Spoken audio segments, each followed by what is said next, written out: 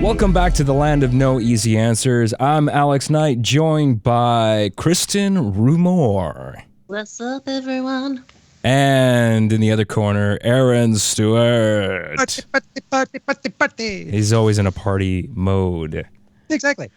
So we'll crawl. Grumpy with that disco ball. This is going to be. Turn it on today. So This is going to be a new thing for us. We're going to be doing a new series that is not tied to our main topic. So it's going to be a little loosey-goosey, a little vague, perhaps. Getting loose over here. That might be the theme. And I'm sure there's going to be something that crawled up Aaron's ass that died that he would love to talk about. I don't think anyone needs to know about the stuff geez. that's gone to die up Aaron's ass. Well, I don't know. Judging by some of these conversations, there's always something going on. It's usually more a bug in my ear than something up A my bug ass, in your I ear. guess, Okay, but- fine. We'll go with that. We'll go with that. I get that sometimes Wherever it he gets his feels ideas like, from. Yeah. I recognize it feels like sometimes it's coming out of my ass, but I'm gonna try to be. I'll try to be gentle. just this once. Just this once. We'll ease into it the first time. There's a bug in your ear. I mean, there's so much going on right now. Obviously, the last 14 has it been 14 months since the pandemic? Maybe a little longer. It doesn't seem like it's been that longer than long. that. In a way, it feels like longer, but also much less. Yeah. And Yeah, it there's feels so like it's always been with us. Hey? there's so much that has gone on, and obviously we're in Canada and things are different all over the world. There are some people that are doing better than others. There are countries like India that are really struggling right now with case numbers, and we're in a pretty fortunate position right now.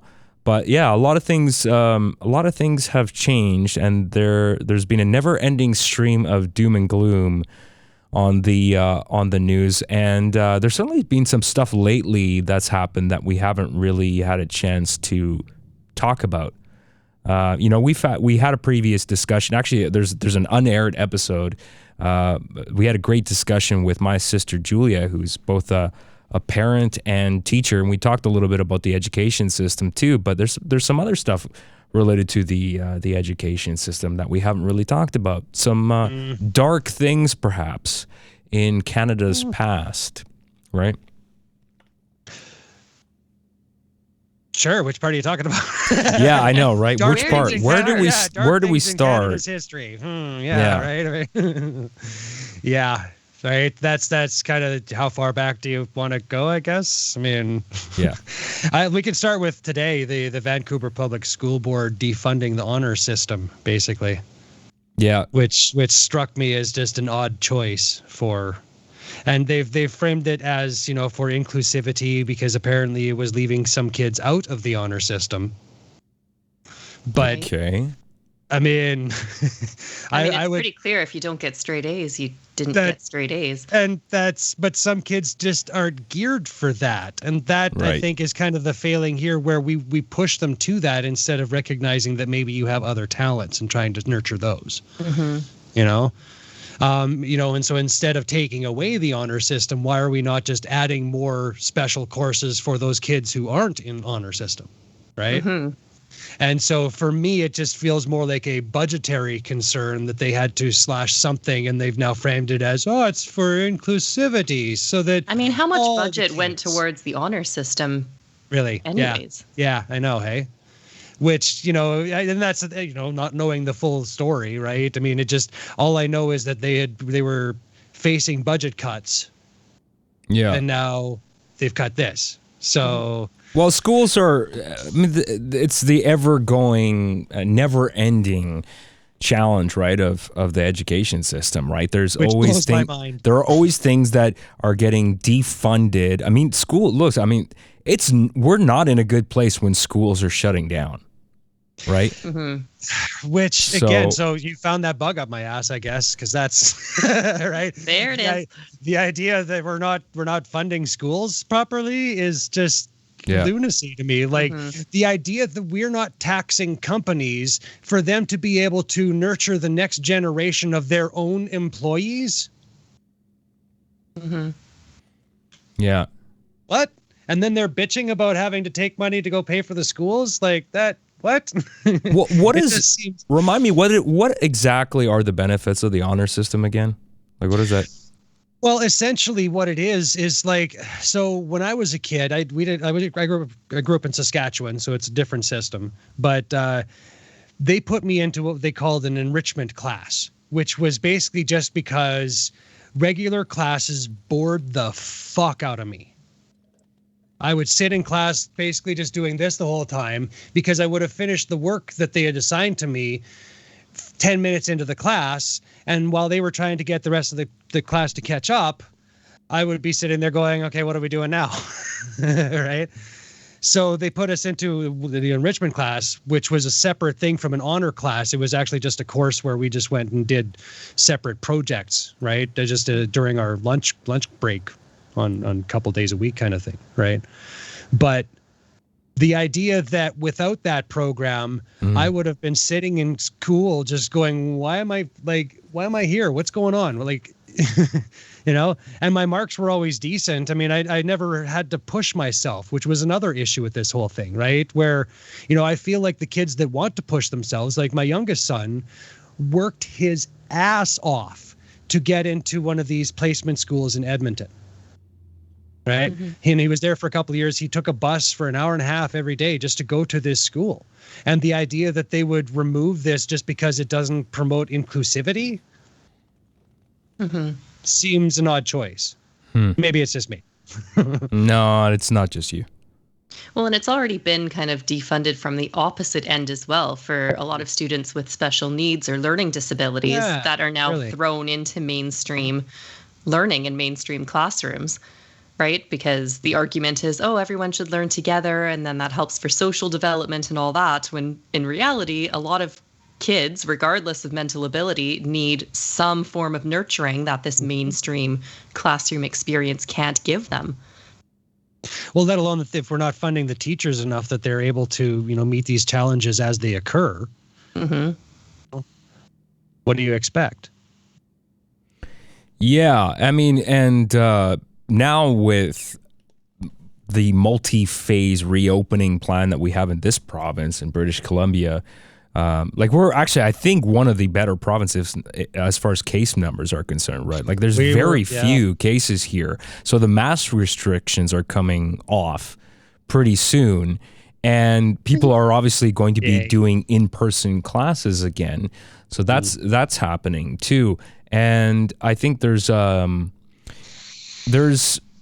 lot of uncertainty. There's also, I think, fear for specifically with, I think, the pandemic too, about we don't know what's really going to happen when we get all these people back. Like, yes, vaccination numbers are very, very high. I think it's 75% or something like that. But how long does that protect you for? Right. And there's always the concern about, well, now we got variants and how much protection does the current vaccine protect against certain variants? There will invariably be new permutations. I mean, this is what happens with viruses too, right? So we also don't know. There's a lot of uncertainty about what's going to happen, I think, in the next couple of years. But we also have to reopen too. Right? Like we have to fucking get back. Like we can't, there are always going to be viruses. There's a reason why it's called the common cold. Like it doesn't go away. There are always going to be viruses and we just have to figure out the best possible way to deal with it too. And a big part of that plan was obviously the social distancing, the mask wearing, the vaccination plan, getting as many people fully vaccinated, with 2 shots as possible. So that's all part of it. And we've learned a lot about how to handle a situation like this, like the pandemic, because this was really an eye-opener about how we actually operate as a society, right? Well, also the things we take for granted, right? Like just the simple act of wearing a mask. I used to get bronchitis every year, where for like a week or two, I would just cough up just crap on it, and I would just have this just burning in my lungs, and it would just be uncomfortable. Didn't have it this year.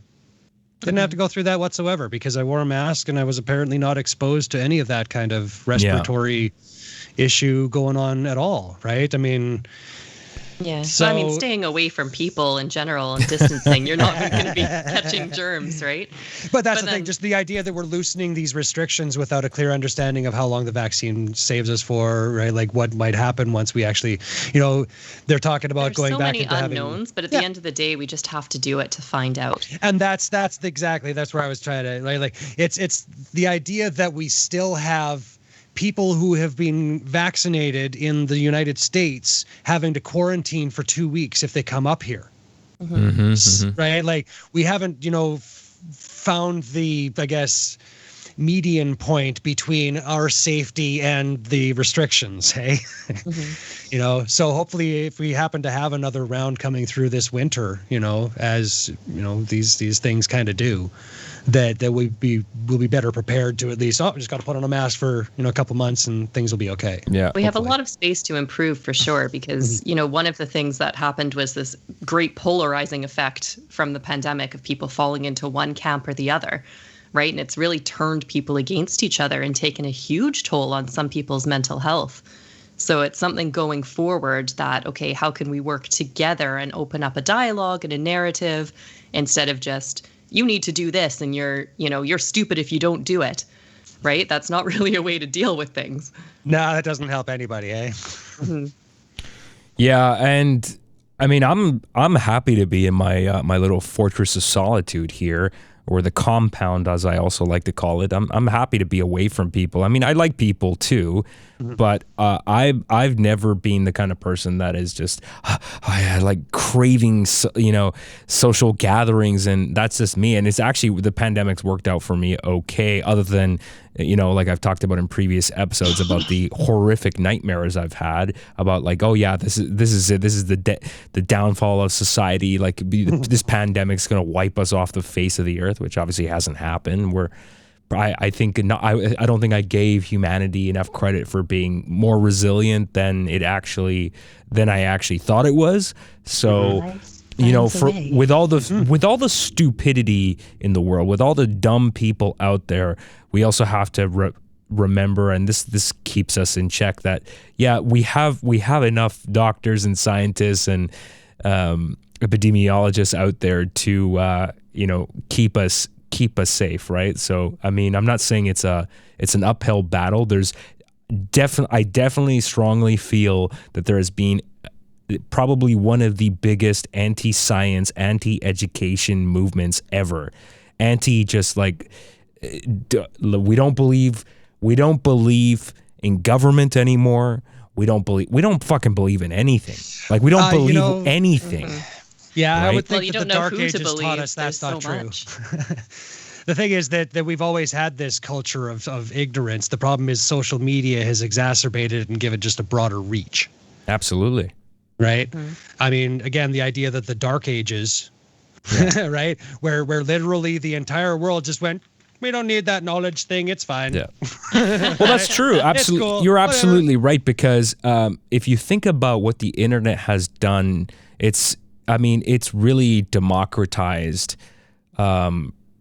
free speech, and it's really given a platform to, for better or worse, everybody. Right? Think about what the Gutenberg printing press did. I mean, typically, like in the past, it was like, the church would be the only people that would be reproducing any kind of book, right? Like, there was before the printing press, the church controlled literacy in effect, right? And the printing press really made a massive difference. And the internet is the modern day printing press. It's basically given a platform, for better or worse, to people. It's made a lot of information available. Like, the world's knowledge is available at your fingertips at a split second, right? But it gives voice to, it gives voice to terrorism too. It gives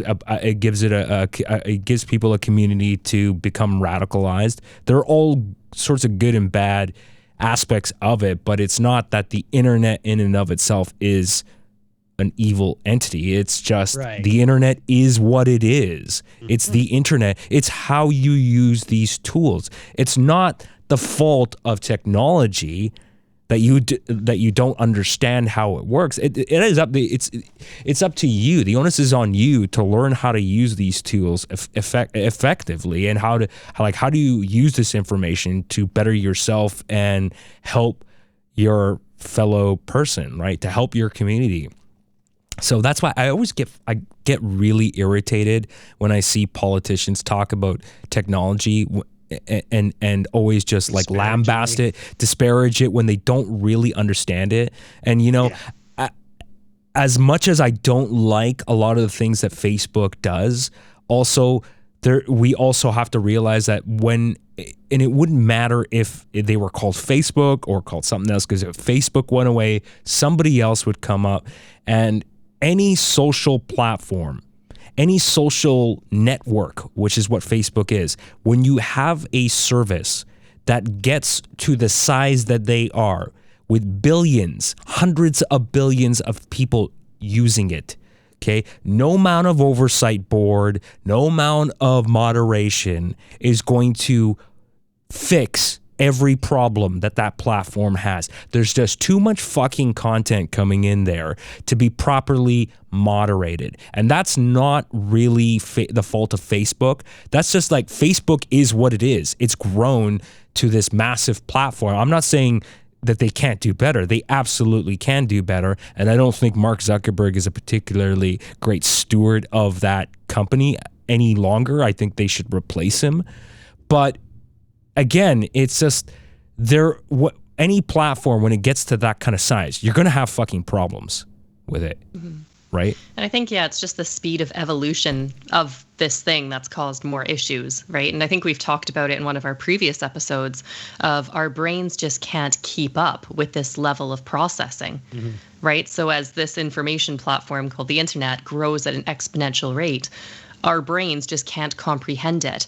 And so that's kind of how it's snowballed into this misuse platform is, well, what can I do with it, right? And your brain's just trying to make the most of it. And it's like, oh, look, cats, oh, shiny objects, right? It's easy to kind of get bunny trailed off to the side, and suddenly you're in a black hole of... Well, and you know, and another thing that bugs me too on the subject of the pandemic too and mask wearing, I've done everything to follow what their health regulations are. The one thing I don't understand, and going back to this, I'm not saying it's an anti-science movement, because I think it's just a lack of understanding. But these people that wear masks in their cars, driving by themselves, walking outside in the fresh air, and there's no one around them, and they're wearing masks, that doesn't fucking do anything. Like, you don't need to wear a mask in those situations, and yet people are wearing it. I don't know if it's just that the pandemic has made people so fucking afraid that they're overly concerned. But it's like, if you even look at what the CDC says, they actually clearly say you do not need to wear a mask outside. Right? Unless you're in a confined space. We know that based on like being inside with a group of people within a certain proximity, when dealing with ventilation systems and the way air moves inside, you're much, much higher at risk, right? With droplets, being spread. But outside and in your car, in your fucking car, and there's no one around.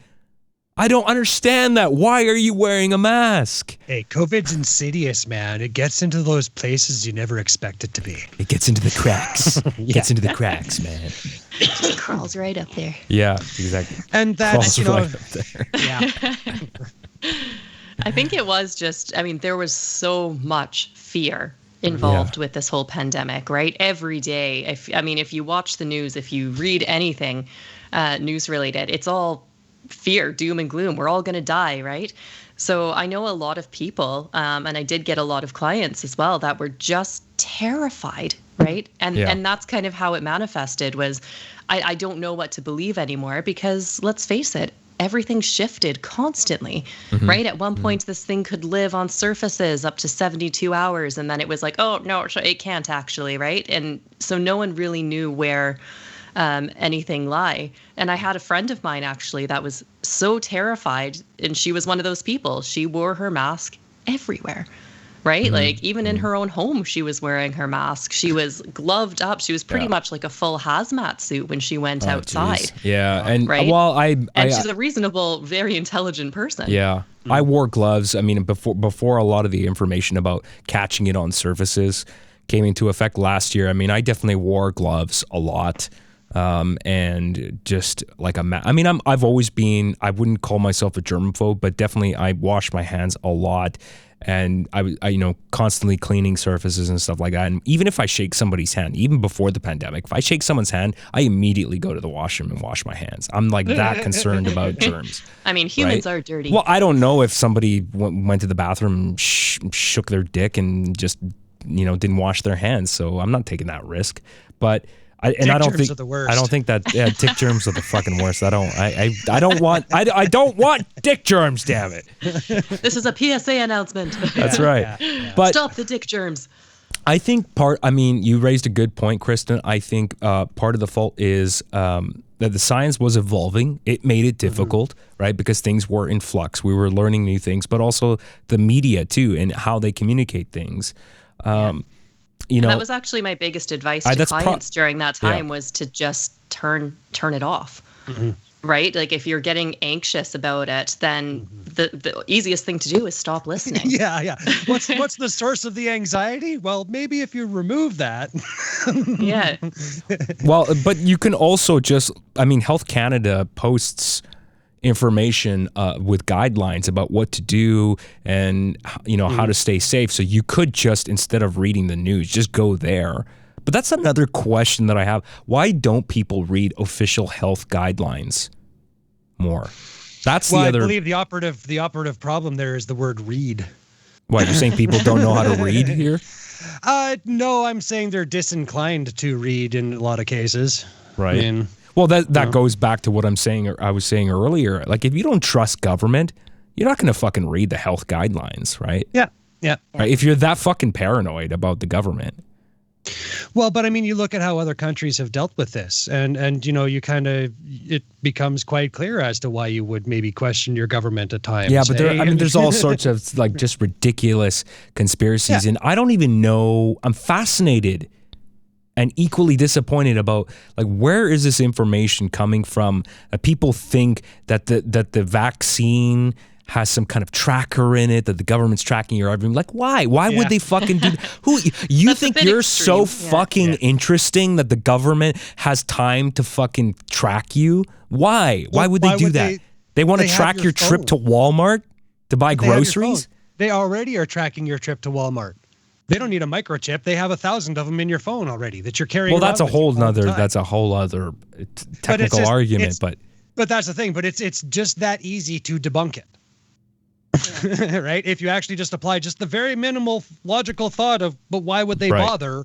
You paid to have this thing that you carry around, and you also have allowed them to track you because you check that on. It's funny. It's so funny when you have conversations with people like this that don't understand technology. It's like, okay, so you think the government has injected some kind of tracking device through the vaccine that's why you don't want to have it. Okay, so answer me this. Do you use Facebook? Okay, you do use Facebook. So you sign up for a free service. Do you realize that you're giving away every piece of information about like your life? There's nothing that's private. They know everything about you. They know where you live. They know your gender. They know your birthday. They know what products you're buying. That information is getting passed and sold to advertisers because Facebook's business model is advertising. That they don't charge for the service. Did you pay for Facebook? You didn't. So you are the product. You are not a customer. You are the product, right? And they don't get that. It's like, this is already happening. You willingly giving this information away, and you're fucking worried about some conspiracy with the government tracking you. I'd be more worried about Facebook, but they don't understand that. And that's the thing, right? It's just a matter of, again, just trying to find this common ground where we can actually talk to each other about these things without it being antagonistic and just immediately, just immediate shutting off because you come from a different side of things and I don't even want to consider it, right? And I think that's the issue as well, right? Like for that particular example, I think that's just one like very far side of the equation, right? It's started with people just having some doubt. Right? and asking questions. And then it's kind of blown into this whole, oh, well, you must be a conspiracy theorist, right? And it's like, well, hold on, wait a second. There is something in the middle here, right? Like you are allowed to ask questions. That's okay, right? It doesn't automatically make you this ignorant person that's convinced we're all being microchipped, right? But it's an easy way to then kind of disregard that portion of the population. Yeah. See, and I actually came up, I was thinking today just about, how to separate stupidity. And I'm basically thinking that if we have there's regular stupidity and then there's qualified stupidity, right? where you've literally gone to you've tried to prove your stupidity to a fault, right? Yeah. And that's, I think, the enemy here. It's not random stupidity, because we all have these stupid things that pass through our heads at all times, right? It's that qualified, that doubling down on this stupidity that's the problem. And that's why we need to try to find some way of getting past that idea of you're stupid. You're not stupid. You're not. Just because you believe these things doesn't make you stupid. It just means that we have to have a better understanding of what we actually know. The Subvert podcast, doubling down on stupidity. Tripling. It'll just have our three faces. What were you saying, Kristen? I was saying it's we're all just, one thought away, believing one thought away from being that person we're labeling as stupid or ignorant or whatever it is, right? So again, what we always come back to is just having compassion for it instead of how can they think that? They're so dumb, right? Well, that could just as easily be you, and probably has been a million times over. We'll also consider that a lot of the people that believe those things are university professors, are college educated, are highly intelligent people who just happen to have fallen down this path, right? They've shown that a lot of people that believe in the conspiracy theories aren't stupid at all. They're very intelligent people who are very good at pattern recognition. Yeah. Right? They saw a pattern and they haven't been able to disprove it yet. I think we just have done away with reasonable discourse. Right. And that's the problem. Is you are allowed to think about things. You're allowed to ask questions. And in this particular case, you haven't been. Right. Which is why it's kind of blown to this epic proportion of polarization. Well, and that's the issue here, too, is that we also but with that, we also have to have a consensus. Yeah. But that's, consensus also has to rule, right? The climate change thing, the idea that we're still calling this a debate is lunacy. Right? You're telling me. And it's only a social media thing that labels it as any kind of debate instead of very clear science that we have not been able to disprove yet. And that's the problem. They went back and redid all of the major studies they did from the 70s, 80s, and 90s, and the 14 or so of them that they checked, 13 of them were exactly on line with the predictions that they said. What has happened now was predicted in the 70s, 80s, 90s. They've kept saying that this was going to happen, and we've just kept on ignoring it. And so again, the problem is, how do we convey to people that this isn't a debate anymore? This is objective truth. Yeah. And that's so, again, it's a matter of not calling them stupid or leading them to believe that they're stupid, but just that we have better information now. Their textbooks when they went to school probably didn't list any of this shit. Right? And the idea that, again, we live in a world where what you consider to be fact has probably already been disproven in some form or another. Yeah. Right? Well, you make a good... is part of this. You make a good point too. And listen, I mean, we've all been caught saying something stupid or, or being ignorant at any given point, right? But the point part is that we learn and also be gentle, I think, with other people too, because I don't want to alienate somebody else. I think it's important that we, this world isn't going to get better if we just shun people and decide that we don't want to talk to them and they've been cut out of our lives 100%.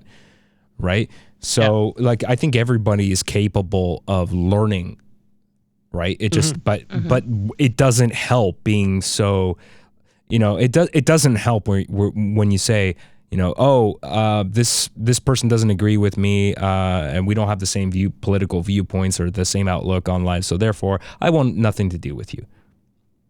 right? So, well, and it's if we don't understand the brain structures that lead to that, then you would just think that that's the normal way of things instead of a trap that your brain led you down. And it's okay, like, just remember that, you know, sometimes even smart people mispronounce words or make up new words, and then you sound really silly, right? Anecdotal, man. Yeah, exactly, Rich. Anecdotal.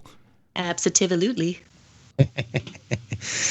Indubitably. For those that don't know, Rich has become our mascot. Unofficial mascot. On the podcast. For those that don't know. We do have to get a picture of him with like a bandana tied up and him like... Yeah. Really great. Yeah. Yeah. Or like as a panda bear or like a sloth clinging to a tree or something. Yeah, we'll just give him some animal identity. We'll just edit his face onto the cat. There we go. Yeah, there we go. Yeah, the indifference of it all. Yeah. I like that. Yeah. Well, I mean, I do have to say, as we're starting to slowly crawl out of this fucking nightmare that the last 14, 15 months have been, I am starting to feel optimistic now as I see less and less case numbers, as I see a lot of these restrictions being lifted. It's really good to see this happening in the province here. You know, it doesn't mean that we have to stop working. I think there's still a lot of work to be done. And there still is a lot of things that are unknown. Like, I'm not entirely certain how concerts are going to work going forward. Are we going to be asking for proof of vaccination now?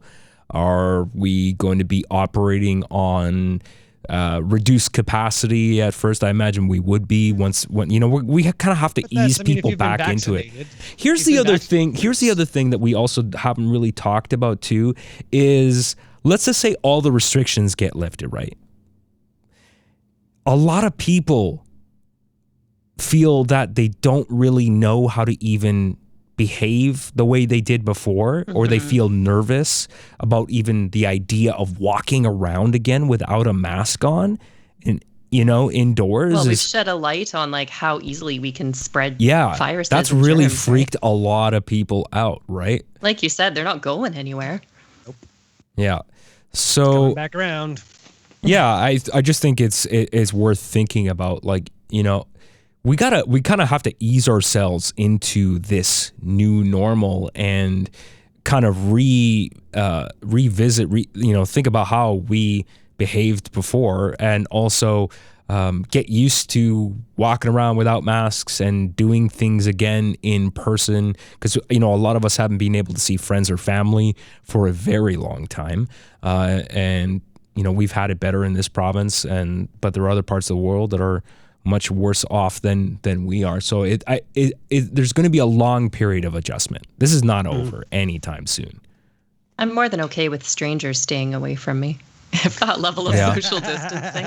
So, I was at the grocery store yesterday, and this woman got into the line behind me, and she came just as close as someone would in pre-pandemic times. Really? And it really got to me. And you're like, back off, motherfucker. Right? I was freaking out a little bit, not because I'm afraid of anything, right? But I just haven't had a stranger be that close to me in a very long time that it felt uncomfortable. Yeah, my personal space has definitely expanded. Yeah, for sure. Right? It used to be just arm's length. Now you can stay a little further. It's cool. I still don't understand why grocery stores have arrows telling you directing the flow of traffic. They realize that, first of all, nobody follows them. Second of all, it doesn't fucking do anything. And this thing with plastic dividers too. Like, I walk by this barber shop with like plexiglass between seats. I'm like, you realize that they aren't in a box, that the air travels up and around. It doesn't work that way. Literally does nothing. Nothing. But you know what? We've made those plexiglass companies rich now. Created this huge demand for plexiglass. So. Yeah. Well, and I love it how you can just basically peek your face around, because you can't talk to somebody on the other side of it. You just peek your face around the plexiglass to talk to them. Yeah. Well, not to mention the combination of the mask wearing and being behind a sheet of plastic as this. I can't understand a word you're fucking saying. It's very frustrating. I can't wait for these mask restrictions to be lifted. I think we found the bug up Alex's ass there. That's right. That's right. That's right. See, I'm not the only one with bugs. Yeah. Oh God. You want to end it there? Yeah. I'm starting to get just angrier as we go. Okay, so this was the mounting anger episode. Yeah. Rising heat. There we go. Yeah, I think this might be. We might need to call this vaguely about the pandemic. It did take that turn there. Yeah. Yeah, we'll circle back to the school system at some point. I was going to bring it back to inclusivity, but inclusivity. Yeah. Oh yeah, that's where we started. Okay, bring it back, Aaron. Bring it back. Oh, I was going to do that a while ago, and it lost its. It lost its steam. Yeah, that's okay. That's what this new series is for, where everything falls apart at the seams. It's okay. Where the tenuous grasp that we had on a theme just completely unravels. Yeah, exactly. I think people there's kind of like a perverse nature of the listener to watch us stew in our own juices. Look at them not talk about anything in particular. There's the YouTube thumbnail. Aaron being uncomfortably close just my to eyeball right there. Yeah. That's gonna have to be in the shot. There we go. Uncomfortably close with Aaron Stewart. Yeah. Yeah, that's actually yeah. Speaking of personal space. Yeah, and Kristen says that she's totally fine being away from people. She prefers having, it's on her dating profile actually, says she prefers a 30-kilometer distance, minimum 30-kilometer distance between people. That's some social distancing right there. 30 fucking kilometers. That's a pretty long pole. Pretty long pole. Yeah. All right. Well, thanks very much for listening. If you haven't subscribed on YouTube, please do. That will ensure you get every new episode each and every week when we release these on Tuesdays and Thursday mornings for your viewing pleasure. If there's something you'd like to get off your mind, please drop a comment below.